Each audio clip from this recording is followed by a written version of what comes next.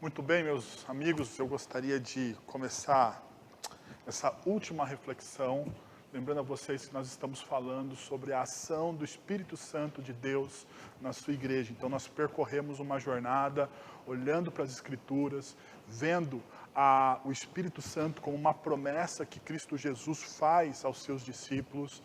Depois dessa promessa, qual é a missão do Espírito Santo na vida desses discípulos, né? E nas últimas duas mensagens, na mensagem do domingo passado e deste domingo, nós estamos vendo a prática de como isso desenvolve na vida dos seus discípulos. Mas antes da gente começar a falar especificamente da nossa mensagem, ou melhor, já começando, eu queria preparar o seu coração para ela, eu gostaria de fazer uma pergunta para você, que é: qual o seu maior desafio?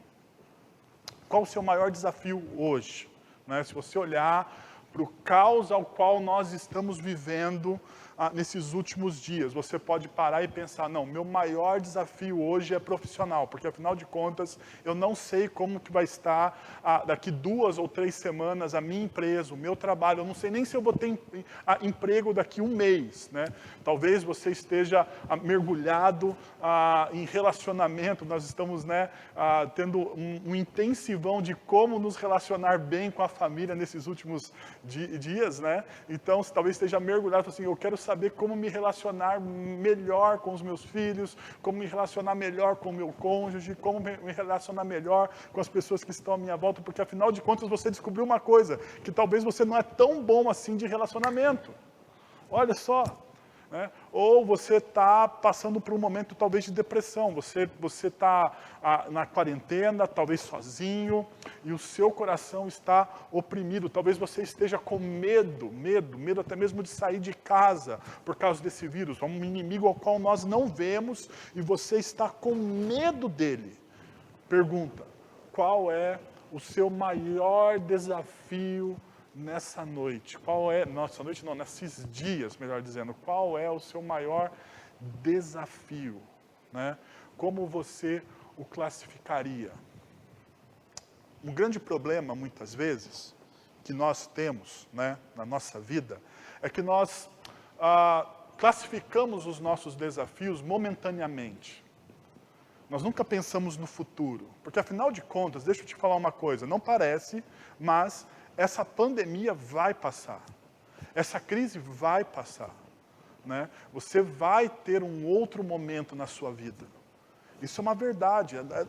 A gente não vai perdurar nessa pandemia para o resto das nossas vidas. Eu sei, está sendo muito incômodo, muito difícil, mas isso será algo passageiro. Né? Se nós olharmos para a história da humanidade, nós vamos perceber que em séculos passados e no início do século XX, nós tivemos pandemias. No início do século XX, nós tivemos a gripe espanhola, que devastou o estado de São Paulo. Na Europa, séculos atrás, nós tivemos a peste bubônica, ou a peste negra. E mesmo assim, a humanidade não parou. Não parou. Então, uma coisa que a gente tem que ter muito clara no nosso coração é que essa crise, este momento, vai passar. Vai passar. Então, eu reformulo a pergunta, porque se os seus olhos estão somente neste momento, eu gostaria que você tirasse um pouco dos seus olhos deste momento e você pensasse um pouco no futuro. Qual será o seu maior desafio para daqui a alguns meses? Qual será o seu maior desafio para daqui a alguns meses? Tem um escritor, ou melhor dizendo, antes disso, tem o Evangelho de João, capítulo 4, versículo 12. Jesus ele diz o seguinte: digo-lhes a verdade, aquele que crê em mim fará também as obras que tenho realizado, fará coisas ainda maiores do que estas. E a gente muitas vezes não para pensar nessa palavra de Jesus. Eu não quero criar aqui uma heresia ou uma vertente, simplesmente fazer uma interpretação chula desse texto. Não quero fazer isso, não quero fazer isso. Mas o que Jesus está prometendo aos seus discípulos neste momento aqui, que através da ação do Espírito Santo, se você pega o capítulo 14 do Evangelho de João, Jesus está falando sobre isso, que a partir da ação do Espírito Santo na vida dos discípulos, os discípulos poderiam fazer as mesmas obras que Jesus estava realizando, e os discípulos fariam algo maior do que Jesus estava realizando. Né? Isso é uma verdade. Então, essa verdade também existe para nós hoje. Essa promessa também é para os discípulos de Jesus em pleno século 21. Então, quando eu faço a primeira pergunta para vocês, qual é o seu maior desafio? Eu quero que você olhe para esse desafio à luz dessa promessa. Que você talvez fará coisas maiores do que Jesus fez. E talvez esse desafio que você colocou como um gigante na sua vida, se você olhar para aquilo que Jesus já fez na história por você, você vai perceber que esse desafio, ele é pequeno demais, e talvez ele esteja roubando a alegria do seu coração, que ele não deveria roubar. Bom, existe um escritor, já falecido, chama Stephen Covey. E o Stephen Covey, ele escreveu um livro muito famoso chamado 7 Hábitos das Pessoas Altamente Eficazes. E um dos livros dele, um dos livros paralelos a este livro, porque ele escreve os 7 Hábitos das Pessoas Altamente Eficazes, daí ele escreve várias séries de livros sobre propósito, né? E ele falando uma hora sobre propósito, sobre esse negócio de construir grandes coisas, grandes desafios na vida, ele fala o seguinte: você deve começar com o fim em mente. Comece com o fim em mente. E ele faz aquilo que ele chama de perguntas fúnebres. Perguntas fúnebres. Ou seja, perceba o que ele está dizendo. Eu quero que as pessoas digam, o que eu quero que as pessoas digam ao meu respeito. Pensa no final da sua vida, na sua morte. O que você gostaria que as pessoas, ao final da sua vida, dissessem sobre você? Eu sei, a gente não está acostumado a pensar dessa forma. A gente, muitas vezes, né, na verdade, a gente nem gosta de pensar nesse dia. A gente evita ao máximo em pensar no dia do nosso funeral. Mas deixa eu te dizer uma coisa. Isso é a coisa mais certa que você tem na vida. A coisa mais certa que você tem na vida é que você um dia vai passar por essa experiência fúnebre. Todos nós iremos passar por isso. A não ser que Jesus desponte na história, daí é outra história. Mas neste momento, nós iremos passar por isso. Então, comece pelo final. Pensando no final da sua história. Como você gostaria que as pessoas pensassem, ou dissessem, ou falassem a seu respeito? Com que tipo de pessoa que tipo de pessoa eu gostaria de ser lembrado? Como você gostaria que as pessoas lembrassem de você?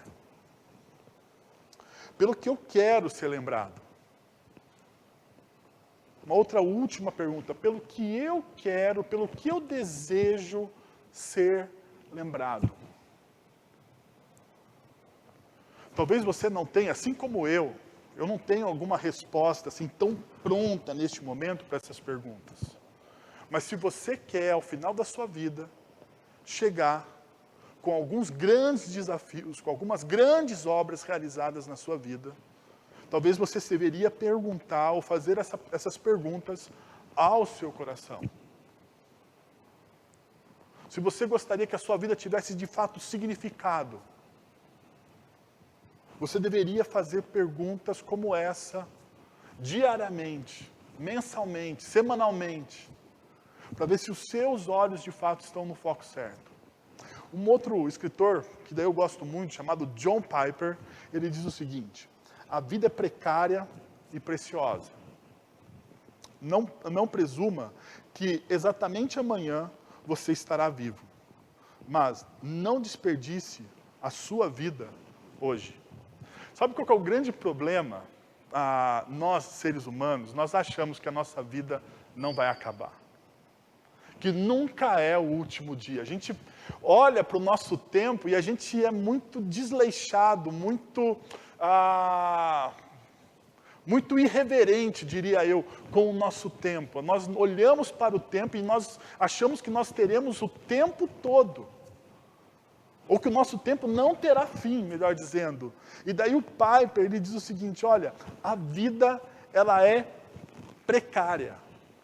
A vida ela é precária, ela não tem uma estabilidade, ela não é uma reta exponencial, não tem como.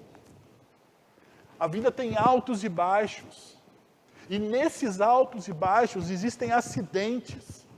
E dentro desses acidentes a sua vida pode ser ceifada. Então a vida ela é precária ao mesmo tempo que ela é preciosa. Então, ele dá um conselho, não presuma que exatamente amanhã você estará vivo. Talvez ele está tirando essa ideia do texto de Tiago, da carta de Tiago, quando Tiago diz, olha, você é insensato, se você diz no seu coração, se você cria no seu coração planos sobre o futuro, e você não pergunta para Deus a respeito desses planos. O Tiago diz exatamente isso, fala assim, olha, você é um insensato se você acha que amanhã você vai realizar as coisas e você não pergunta a Deus. Daí Tiago dá um conselho às pessoas, dizendo assim, olha, você pode fazer planos e você deve fazer grandes planos para o seu futuro. Mas você deve falar assim, se Deus assim permitir, se Deus assim quiser, eu farei isso e aquilo outro, se Deus assim permitir. Pensando nisso, eu gostaria de lembrar vocês de uma verdade que eu tenho trabalhado ao longo deste ano com a nossa comunidade, que é os nossos afetos definem as nossas crenças, que por consequência as nossas crenças, elas orientam os nossos objetivos e planos. Então, presta atenção nisso aqui. Os nossos afetos, aonde o nosso coração, e o que eu digo como afeto, são os desejos mais profundos e essenciais da nossa alma. É aquela coisa que nos move, os nossos afetos mais profundos, aquilo que te move, aquilo que faz com que você se levante toda manhã e você tenha disposição. Isso são os seus afetos. Os nossos afetos definem as nossas crenças. E por consequências, esses afetos e as nossas crenças orientam os nossos objetivos e planos. Estes, por sua vez, esses objetivos e planos, por sua vez, vão escrever a nossa história e o nosso legado. Então perceba, tudo começa nos afetos. Passa pelos afetos que definem as nossas crenças, porque os meus afetos, o meu afeto por Deus, minha paixão por Deus, ela define a minha crença em Deus e na ação de Deus na história. Assim como o seu afeto por Deus define também a forma com que você vê Deus atuar na história. Esse afeto que você tem faz com que você tenha crenças, e essas crenças faz com que você elabore projetos e tenha objetivos. E esses projetos e objetivos, esses planos, vão escrever a sua história e o seu legado. A pergunta que talvez a gente precisa fazer seja uma das perguntas fúnebres do Stephen Covey, que é, como que eu quero ser lembrado? Qual será o meu legado? Às vezes eu olho para o meu filho, né? Eu tenho dois, eu tenho o Arthur de 6 anos e o João Pedro de 2, e eu fico perguntando para mim mesmo como eu gostaria que os meus filhos se lembrassem de mim. Quando os meus filhos contarem a minha história, que história que eles vão contar? O que eles vão falar? Um dia desses a luz vermelha acendeu, porque nós estamos no tempo, né, nesse tempo de convivência muito grande, muito grande, muito grande. E o Arthur, o meu filho mais velho, chegou no escritório, bateu, pediu licença para entrar no escritório, e ele faz isso mesmo, né? Ele bate, pede licença para entrar. É um menino muito bem educado, graças a Deus por isso. E ele estava lá, ele olhou para mim e falou assim, papai, o senhor passa muito tempo estudando, o senhor passa muito tempo lendo, o senhor passa muito tempo trabalhando. dá um pouquinho de tempo para mim. E eu estava pensando a respeito dessa mensagem, eu falei, será que quando o meu filho crescer, a história que o meu filho vai contar de mim é que o meu pai era um workaholic. Alguém que não tinha tempo para me ver crescer, para brincar comigo, para dar risada, para orar junto. Eu fiquei preocupado, eu falei, caramba, eu tenho que dividir melhor o meu tempo. E como a gente está trabalhando em casa, e a gente não tem muitas vezes essa divisão tão sistemática do tempo, a gente fica mais do que deveria às vezes, em alguns projetos. Talvez seja um tempo da gente reavaliar isso. Se você tem filhos, se você tem netos, como você gostaria de ser lembrado? Qual será a história que eles vão contar a respeito de você? E isso tem a ver com o seu legado. Com o seu legado. Então, eu gostaria de, antes da gente entrar no texto, que a gente vai ter uma reflexão nessa noite, eu gostaria de lembrar a vocês de uma história real, né? Uma história bíblica, que muitas vezes a gente dificilmente, eu já preguei sobre esse texto, por isso que eu conheço, mas eu nunca vi muitas pregações sobre ele, que está em 2 Crônicas, capítulo 21, versículo 20, a história de Jeorão. Jeorão é filho do rei Josafá, né? E Jeorão, né, ele tem uma vida muito curta como rei, né? E você não vai achar muitas informações sobre Jeorão. Mas uma coisa me chama a atenção quando você estuda a vida de algumas pessoas na Bíblia, né? Porque a Bíblia coloca o que é essencial para a gente saber sobre algumas pessoas. E sobre Jeorão, no capítulo 21 de 2 Crônicas, no versículo 20, diz assim, e Jeorão, da idade de 32 anos, quando começou a reinar em Jerusalém, e reinou 8 anos, e se foi sem deixar de si saudades. Qual que é o legado de Jeorão? Como que contaram a história de Jeorão? Ele se foi sem deixar de si saudades. Uau! Ele se foi sem deixar de si saudades. Terrível. Terrível. Um rei. Talvez alguns políticos nossos deveriam olhar esse texto, porque assim, quando alguém for contar a história de alguns dos nossos políticos, talvez escreva isso exatamente na lápide deles. E se foi sem deixar de si saudades. Mas nós também precisamos ver isso. Nós também precisamos olhar para isso. E ele se foi sem deixar de si saudades. Por quê? Porque Jeorão, ele tinha uma desordem interior, uma desordem no seu coração. A triste desordem do coração, os afetos dele eram tristes. Triste não de tristeza, mas o que ele desejava era muito distante daquilo que Deus desejava e daquilo que Deus planejava. Então Jeorão percorreu os caminhos que o coração dele quis, distantes da presença de Deus, distante daquilo que Deus tinha para ele. Talvez assim, ele é alguém que teve um bom pai, ou pelo menos um pai que foi um bom rei, e teve alguns bons exemplos, mas ele não seguiu.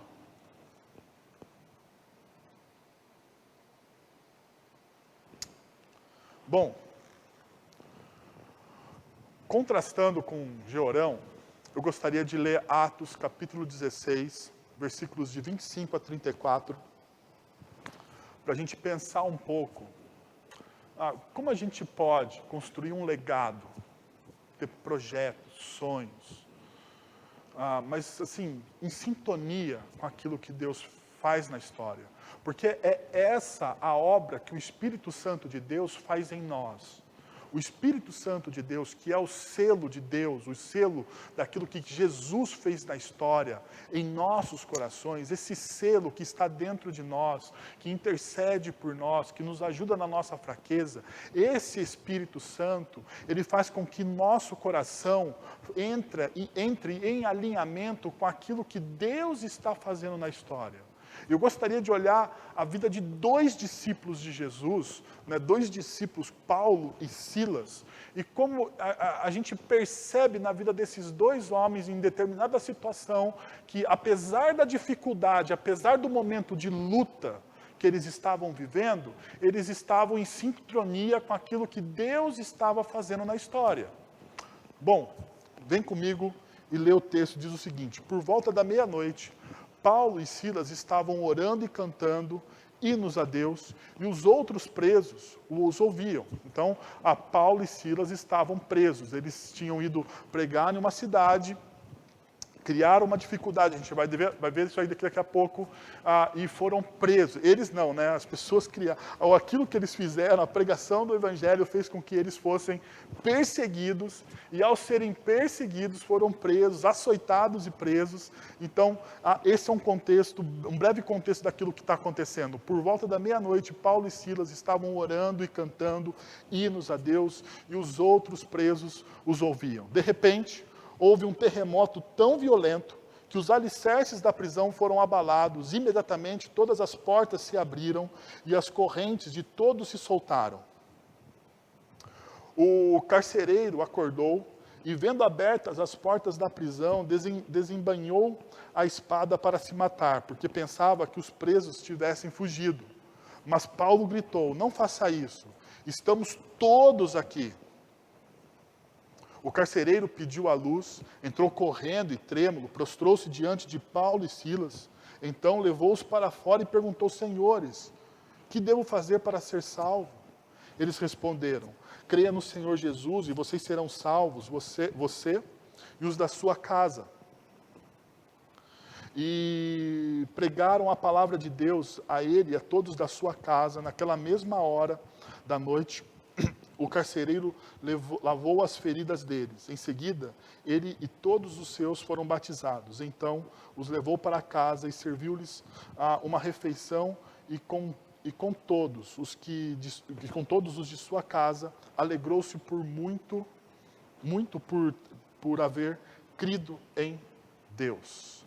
Primeira lição que eu gostaria de trazer para o seu e para o meu coração nessa noite: não importa a situação, viva por aquilo que você crê. Não importa a situação, viva por aquilo que você crê. Diz o texto que nós acabamos de ler. Perceba a atitude que Paulo e Silas têm. Paulo e Silas estavam orando e cantando hinos a Deus, e os outros presos os ouviam. E a gente tem que perguntar, mas qual que é o contexto desse cantar hinos a Deus? A primeira coisa que eu gostaria de lembrar vocês: os hinos que eles estão cantando a Deus, provavelmente está ligado ao livro de Salmos, né? E no livro de Salmos não tem só hinos de adoração, né?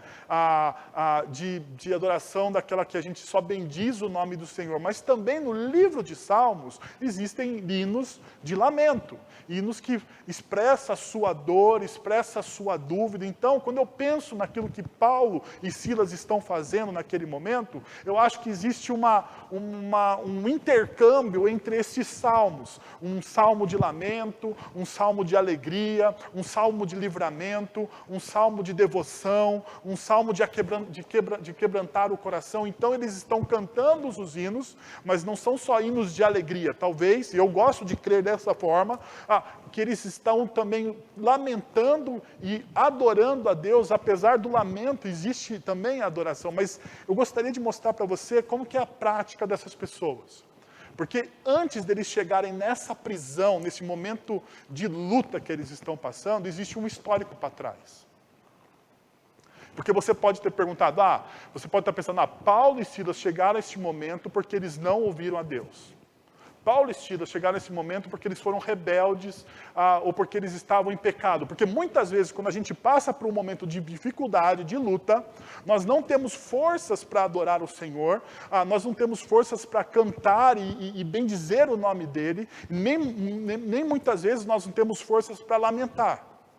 Bom, qual que é o contexto maior disso? Perceba comigo. Primeiro, o capítulo 16 que nós estamos lendo, ele começa com um convite, né? O convite a Timóteo para participar de uma missão. Então, provavelmente, tudo que está acontecendo aqui é a primeira missão de Timóteo, e a gente vê isso lá no versículos 2 e 3 do capítulo 16. Diz assim, os irmãos em Listras e Icônio davam bom testemunho dele. Dele quem? Timóteo. Paulo queria que Timóteo fosse em sua companhia. Então, Paulo está fazendo aqui, discipulando uma pessoa e fala assim, não, vamos levar Timóteo com a gente para a gente ter, para ele ganhar experiência e ver como é que a gente faz o campo missionário. Bom, agora uma coisa muito importante. O Espírito conduz os caminhos e refaz os planos. Perceba o que acontece a partir do verso 6 e do verso 7 do capítulo 16. Tendo sido impedidos pelo Espírito Santo de pregar a palavra na província da Ásia, chegando perto de Missa, tentaram ir para Bitínia, mas o Espírito de Jesus não o permitiu. Perceba, 2 vezes, né? Paulo e Silas, eles têm um projeto. Eles têm um plano, eles estão falando assim, bom, nós vamos para a Ásia pregar o Evangelho, nós vamos para algumas províncias da Ásia, e eles tentam ir, mas eles percebem, o Espírito diz, é muito claro, Lucas escrevendo, dizendo, tendo sido impedidos pelo Espírito Santo de pregar. Quem está no controle? Eu posso fazer os planos, você pode fazer os planos. Assim como Paulo e Silas fizeram os seus planos, mas quem está no controle de todos os planos é o Espírito Santo. E daí o Espírito Santo, e perceba, eles não estão fazendo coisas que a gente julgaria assim, coisas seculares. Eles estão fazendo o quê? Eles estão pregando.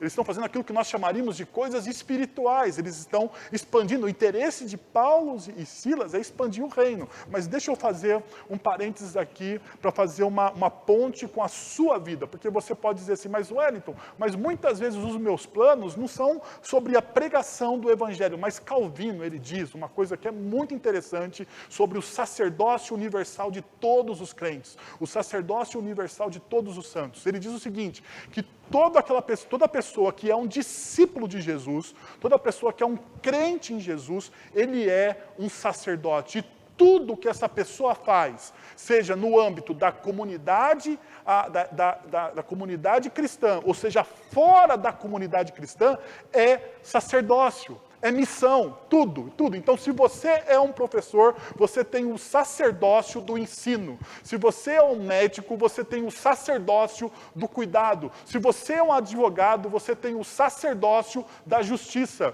Então, toda e qualquer profissão, é um sacerdócio, é algo que a gente faz para Deus, é algo que a gente faz para a sociedade, mas quando a gente faz isso de maneira excelente, para a glória de Deus, Deus é glorificado na nossa profissão. Então, tudo é um sacerdócio. Então, aquilo que você está fazendo também é um plano de Deus para a sua vida, na sua história. Então, pensa comigo agora. Bom, volta para o texto bíblico. Você tendo essa visão clara de que você é um sacerdote, independente se você é alguém que está no meio eclesiástico ou fora, e provavelmente você esteja fora. Pensa comigo, os seus planos, você não está conseguindo caminhar, você tenta para um lado, é impedido. Você tenta para outro, é impedido. Qual que é o seu pensamento básico? Talvez você pense o seguinte, é o diabo está me impedindo de ir para lá, o diabo está me impedindo de ir para cá. Mas olha o que o texto bíblico diz, que quem estava impedindo não era o diabo, era o Espírito Santo. Sabe por quê, gente? Porque é o Espírito Santo de Deus que nos conduz. Porque é o Espírito Santo de Deus que refaz os nossos planos. Bom, no contexto continua. Daí existe um sonho e uma nova direção. Versículo 10. Assim Paulo teve uma visão, imediatamente procuramos partir para aquele destino. Concluímos que Deus nos havia chamado para lhes anunciar o Evangelho. Qual que é o sonho? É o sonho daquele macedônio. Paulo dorme, depois de ser impedido 2 vezes, eles estão cansados, eles acham um lugar para repousar. Paulo dorme, sonha com um varão macedônio, dizendo, passa a Macedônia e nos ajuda. E daí Paulo fala assim, nossa, Deus está falando comigo por sonhos. Então Deus está me levando. Deus está me levando. Agora, perceba, Deus está levando Paulo para onde? Para o resort. Deus está levando Paulo para a colônia de férias. Porque, assim, eu e você temos essa ideia de Deus. Quando a gente fala assim, Deus vai me levar, e a gente quer se envolver com os planos de Deus, você pensa assim, não, eu vou me envolver com os planos de Deus, e como Deus é bom, Deus vai me levar para um resort. Deus vai me levar para um lugar bacana, para uma colônia de férias, e lá eu não vou ter problema nenhum. Pergunta, para onde Deus está conduzindo Paulo e Silas e a equipe missionária dele? Para um resort?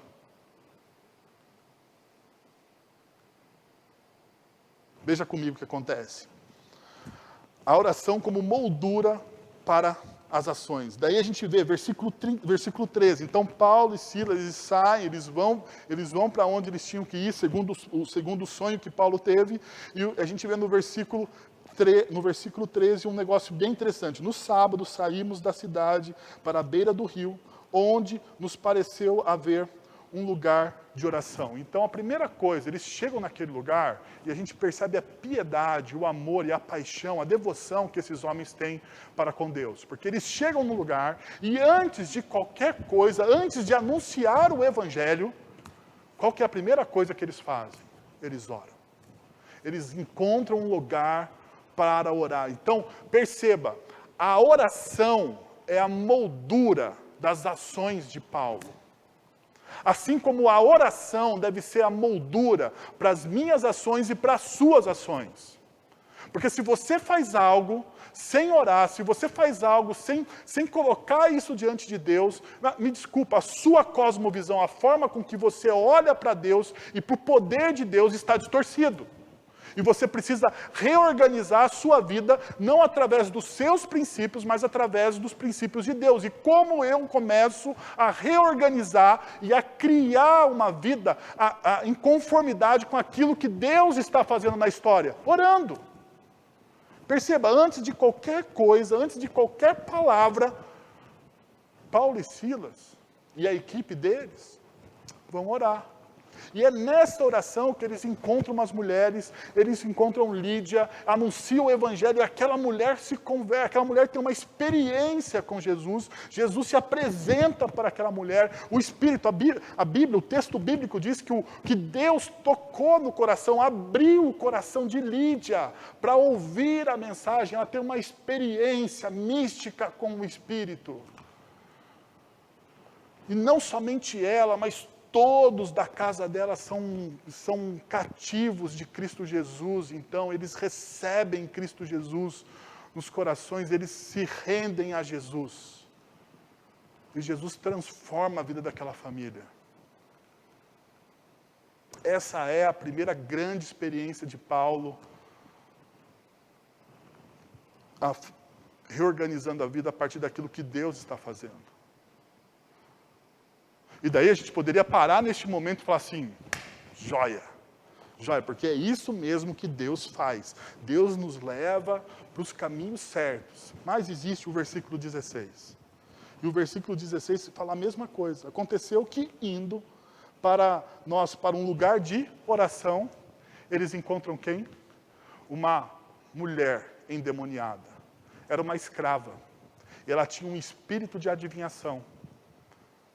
E diz o texto bíblico que durante dias essa mulher andou atrás de Paulo e dos seus amigos, falando que aqueles homens estavam anunciando a verdade de Deus. Até que uma hora Paulo ficou incomodado com aquilo e expulsou aquele demônio. Só que quando Paulo expulsa e livra e liberta aquela mulher daquele espírito maligno, ele cria um grande problema. Porque os donos daquela mulher, porque ela era uma escrava, e eles ganhavam muito dinheiro com as adivinhações daquela mulher, através daquele espírito imundo. Quando os donos veem aquilo, pegam Paulo e Silas e levam ele até os magistrados, tiram a roupa e açoitam, e eles são condenados à prisão. Esse é o contexto anterior do texto que nós estamos lendo. A pergunta é: quem conduziu Paulo e Silas até a prisão?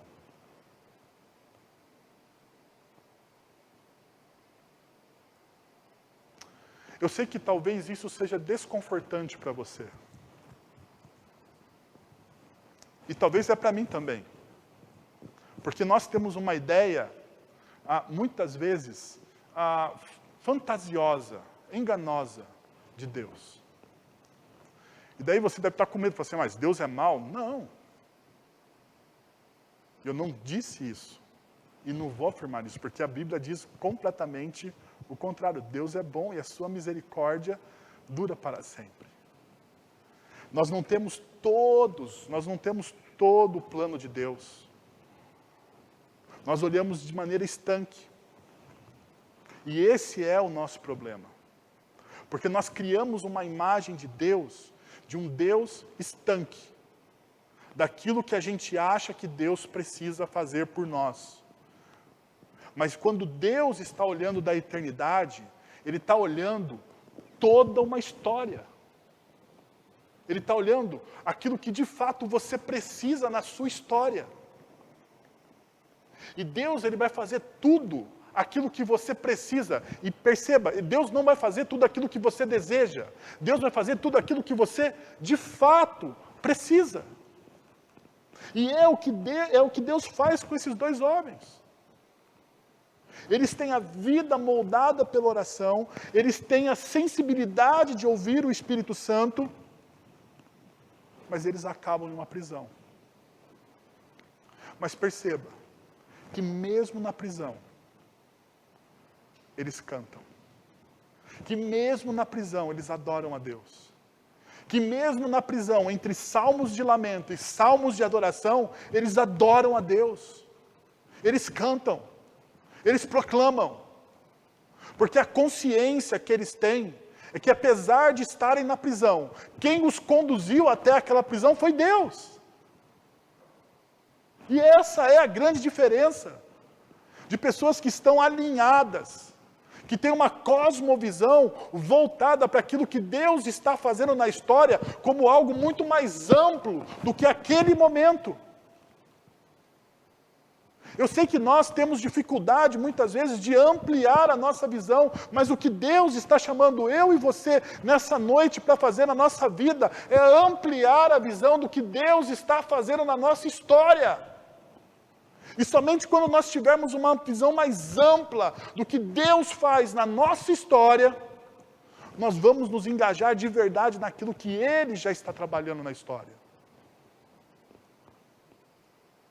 A nossa falta de engajamento na missão é porque nós temos uma visão muito pequena de quem Deus é de fato na história. Nós resumimos Deus a um Deus de domingo, a um Deus do templo, a um Deus das coisas espirituais, a um Deus que só ouve música gospel. Um Deus que fecha os seus olhos para as mazelas do mundo. Nós resumimos o nosso Deus, e quando nós diminuímos esse Deus, que é grandioso, que é poderoso, que é soberano, nós perdemos o foco do que Ele está fazendo. E quando nós perdemos o foco do que Ele está fazendo, nosso coração fica inseguro, fica frágil, fica perdido. Bom, James Hunter, ele diz o seguinte, uma coisa muito interessante naquele livro O Monge Executivo. Ele fala assim, a vida não é tanto o que nos acontece, mas a maneira como reagimos ao que nos acontece. Porque a maneira como eu reajo àquilo que me aconteceu demonstra a minha fé. Demonstra em quem eu creio. Demonstra a minha cosmovisão. Como eu interpreto o mundo a meu redor. Como eu interpreto os fatos que acontecem comigo. E a gente, de interpretações de fatos, a gente percebe na continuação do texto, os versículos 26 e 28.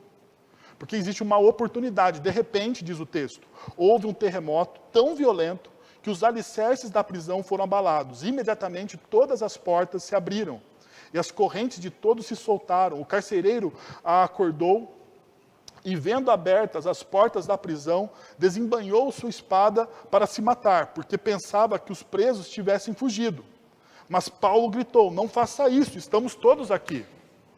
Pergunta, você está lá, esquece o restante da história, porque a gente já sabe, muitas vezes a gente cria uma imagem e a gente tem uma dificuldade de aplicar isso para a nossa vida. Porque a gente cria uma imagem romantizada daquilo que a gente não faria. Eu gosto muitas vezes de olhar um texto e falar assim, bom, deixa eu esquecer o que eu já sei do texto, para eu dar uma resposta do que eu faria com esse texto. Bom, então pensa comigo, você está na prisão com Paulo e Silas. Você está na prisão com Paulo e Silas. E vocês estão cantando. Vocês estão lá cantando alguns salmos de lamento, vocês cantam alguns hinos de adoração, vocês estão cantando para proclamar, porque a forma que eles tinham para proclamar o evangelho para os outros presos era cantar. E naquele momento eles estão cantando. Daí vocês estão cantando e de repente tem um terremoto. Todas as portas se abrem e as correntes ao qual você estava atado, preso, porque você era preso em parede, você ficava preso em uma corrente que era ligada a uma parede, então você não tinha muita mobilidade. Todas essas correntes também se quebram. Qual é a sua reação? Não me julgue, mas a minha reação é, Deus me libertou. Deus me libertou, eu estou aqui orando, cantando, eu estou pedindo para Deus me livrar desse negócio, tem um terremoto, qual que é a minha explicação sobrenatural para a coisa? É lógico que é essa. Olha, eu estava ali num perrengue, ninguém gosta de estar preso, ninguém gosta de estar preso. Né? Você está em quarentena, não está preso em casa, você está em quarentena e está chateado, imagina quem está preso numa prisão de maneira injusta, como foi Paulo e Silas. Então você está preso lá e você fala assim, uau, calma aí, terremoto, portas, correntes, vou embora. Como que você reage a essa oportunidade? Porque essa talvez seja uma pergunta que a gente precisa fazer. Como que você interpreta as oportunidades que acontecem na sua vida? Eu olharia para aquele momento e falaria, hora de fugir. Porque a forma com que você interpreta demonstra a sua visão. E como foi que Paulo e Silas interpretaram aquele fato? Como uma oportunidade de demonstrar a graça de Deus. Paulo e Silas sabiam que se eles fugissem, aquele carcereiro seria condenado à morte. Paulo e Silas sabiam exatamente disso, que se eles fugissem, aquele carcereiro seria condenado injustamente à morte. Por isso que eles não fogem. Eles tiveram a oportunidade. Mas sabendo de uma injustiça, eles ficam. Como você reage às oportunidades que você tem? Perceba, Lucas, ele é muito meticuloso no seu escrito. Se você olha o texto de Atos por completo, você percebe que em dois momentos, tanto quando eles estão indo para a Ásia, quando eles estão indo para a Bitínia, o que Lucas diz quando o Espírito Santo impede deles irem? O Espírito do Senhor os impediu de ir para a Ásia, o Espírito de Jesus impediu eles de irem para a Bitínia. Perceba, dois fatos. Lucas diz que Jesus, realmente o Espírito de Jesus, o Espírito Santo de Deus, impediu eles de fazerem algo. Mas quando Lucas relata o terremoto, ele não fala um terremoto produzido pelo Espírito Santo de Deus.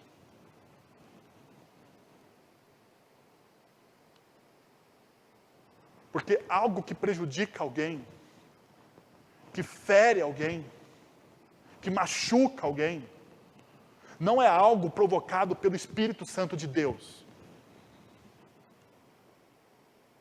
E muitas vezes o nosso foco é tão individualista que nós estamos olhando para o nosso umbigo e a gente não consegue olhar de maneira mais ampla, maior. Nós somos tão individualistas, que se a gente tem uma oportunidade, a primeira coisa que nós pensamos é em nós mesmos e no nosso próprio bem. Deixa eu te falar uma coisa. Se você pensa somente em você e no seu próprio bem, a sua espiritualidade cristã está distorcida.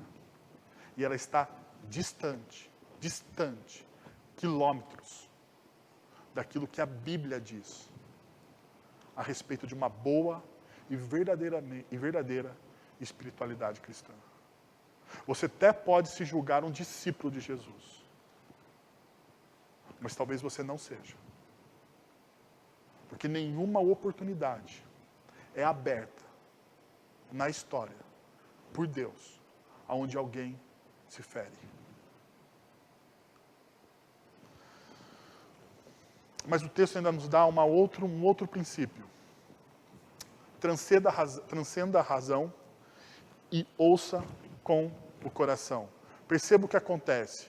Eles têm toda aquela experiência anteriormente narrada por mim, e daí surge uma pergunta.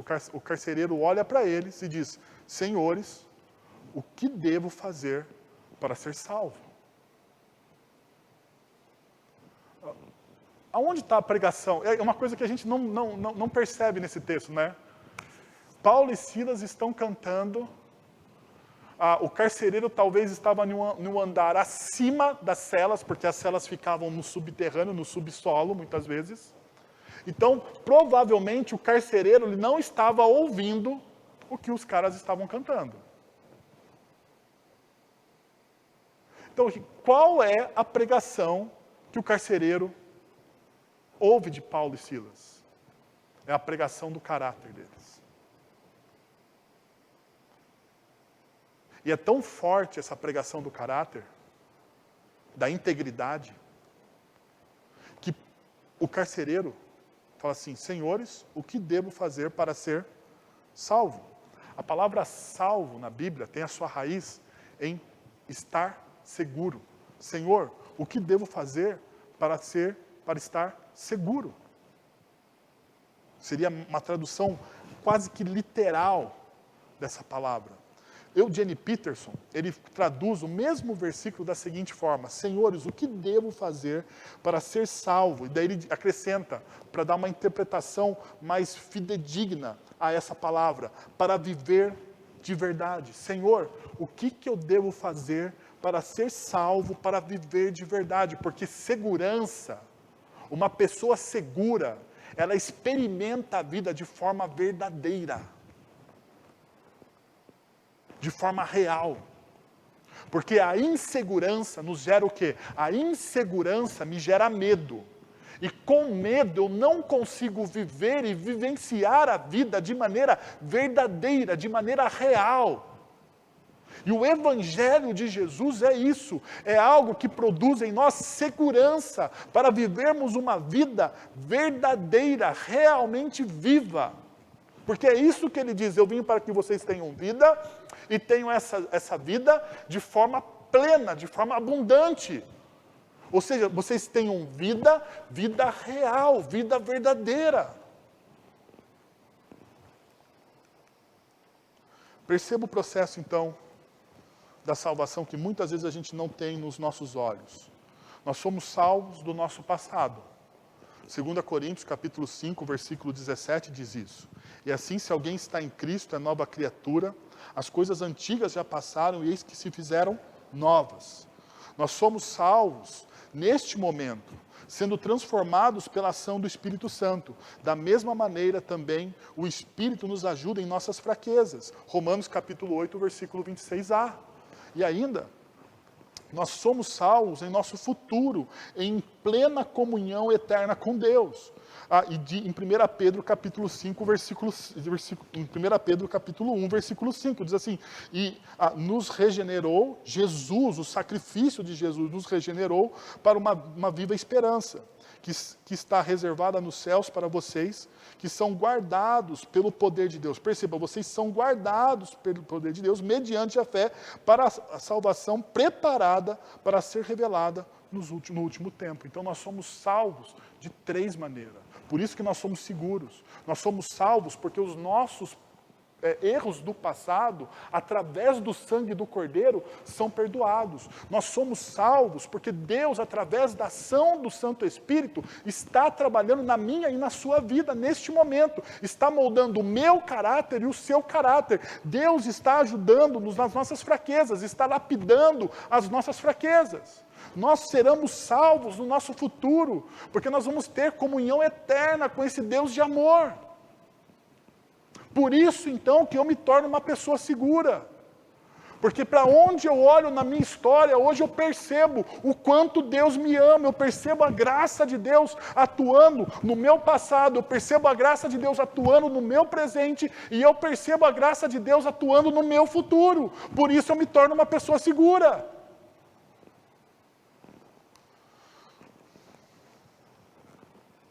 Ainda, percebam como a resposta que os discípulos dão. Creia no Senhor Jesus e vocês serão salvos. E serão salvos você e os da sua casa. Perceba que a resposta que os discípulos dão ao carcereiro, ela é comunitária, familiar. Os discípulos não falam assim, você vai ser salvo. Fala, se você creia no Senhor Jesus. Você começa crendo. E serão salvos você e os da sua casa. Qual foi a pergunta? Senhores, o que devo fazer para ser salvo? A pergunta ela era individualista. A pergunta era para ele, eu quero ser salvo. Mas a resposta é comunitária. Sabe por quê? Porque Deus, Ele não chama indivíduos. Deus, Ele chama um povo. Deus, Ele salva famílias. Deus, Ele está interessado não somente em salvar indivíduos. Deus não quer um povo de indivíduos. Deus, Ele quer uma família. Perceba qual é a linguagem do apóstolo Paulo na primeira carta aos Coríntios. Ele fala de um corpo, ele não fala de indivíduos. Você, indivíduo, é o corpo de Cristo. Não, ele fala que todos nós, unidos, somos o corpo de Cristo. Quando nós estamos juntos, unidos, Cristo está. É essa promessa que Jesus mesmo faz. Quando nós nos reunimos, quando dois ou três se reúnem em nome do Senhor, Ele se faz presente. Ele se faz presente nesse lugar, Ele se faz presente na sua casa, porque o corpo, a família está reunida. Deus não chama indivíduos somente. Deus, Ele quer restaurar famílias. Perceba essa realidade quando Paulo está trabalhando em 1 Coríntios capítulo 7, versículo 14, diz assim, pois o marido descrente é santificado por meio da mulher, e a mulher descrente é santificada por meio do marido. Se assim não fosse, os seus filhos seriam impuros. Mas agora, por causa da santificação de um dos lados, os seus filhos são santos, fazem parte da promessa. Eugene Peterson, mais uma vez, ele traduz esse texto de uma maneira muito mais completa. Ele diz o seguinte, o marido descrente participa de certa medida da santidade da esposa. Sabe por quê? Porque a minha santidade, a minha busca, a minha paixão por Deus, ela resvala nas pessoas que estão à minha volta. Ela é derramada, quando Deus derrama a graça sobre mim, essa graça que pinga, que é derramada sobre mim, ela respinga nas pessoas que estão à minha volta. Perceba, quando Deus chama Abraão, Ele fala assim, Abraão, eu vou te abençoar, para você abençoar quem? As outras nações. Ou seja, a graça de Deus, Deus abençoa uma pessoa, Deus derrama do seu amor e da sua graça sobre uma pessoa, e esse amor e essa graça, ela transborda para outras pessoas, mesmo essas pessoas muitas vezes não crendo. Então a pessoa passa a participar dessa graça. Não da graça específica, salvadora, mas ela experimenta da graça e da bênção também. Perceba então a influência da transformação. Creia no Senhor Jesus e serão salvos você e os da sua casa. Versículo 30.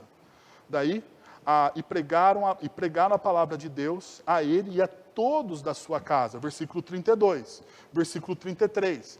E ele e todos os seus foram o quê? Batizados. A influência da transformação. Uma pessoa foi transformada, de fato. Uma pessoa foi rendida pelo amor de Jesus. E quando uma pessoa é rendida pelo amor de Jesus, de fato e de verdade, quando aquela pessoa se dobra ao amor de Jesus, ela se torna bênção para as pessoas que estão ao lado dela.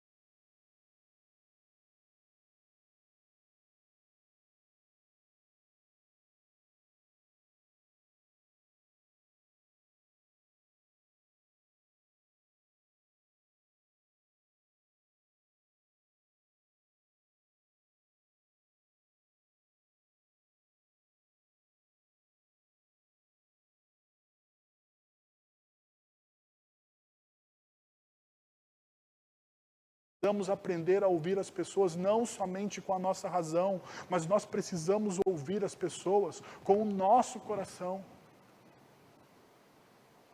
Você precisa aprender a ouvir as pessoas com o seu coração.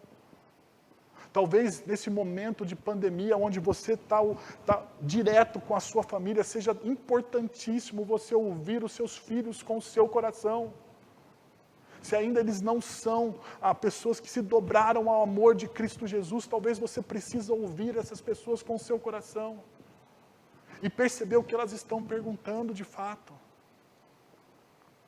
Paulo e Silas percebeu com aquela pessoa, o que ela perguntava. E o que ela perguntava, eles deram aquilo que ela estava perguntando. Por último, celebre as feridas curadas e as vidas transformadas. E o texto bíblico diz o seguinte: o efeito do evangelho. O carcereiro lavou suas feridas, então os levou para a sua casa, serviu-lhes uma refeição com todos os da sua casa, alegrou-se muito por haver crido em Deus. Perceba, o carcereiro era aquele que feria. Ele era responsável pela estadia. E muitas vezes os carcereiros do Império Romano eram responsáveis pelo sofrimento aguçado das pessoas naquele momento. Mas depois que ele conheceu a Cristo Jesus, aquele que feria agora cura, acolhe e serve. Ele lavou as feridas de Paulo e Silas. O carcereiro lavou, ele curou. O carcereiro, ele acolheu eles na casa. O carcereiro, ele serviu aquelas pessoas. Uma pessoa que é transformada pelo Evangelho de Jesus, meu irmão, minha irmã, essa pessoa que é transformada pelo Evangelho de Jesus, ele cura, ele acolhe e ele serve. Ele cura, ele acolhe, ele serve. Isso é o que o Espírito Santo de Deus faz na sua vida, quando você se rende a esse Jesus. Muda. Se você é alguém que feria, você passa agora a acolher, você passa a servir e você passa a curar pessoas.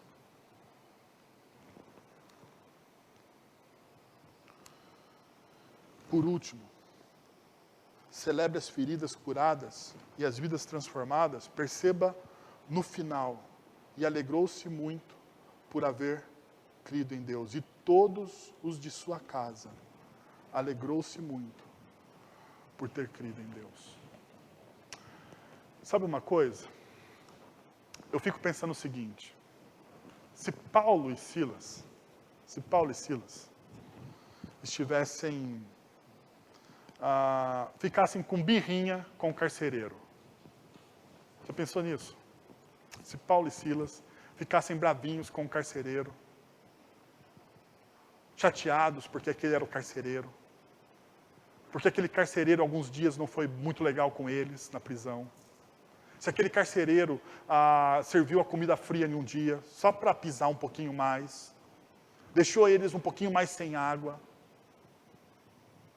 Percebe?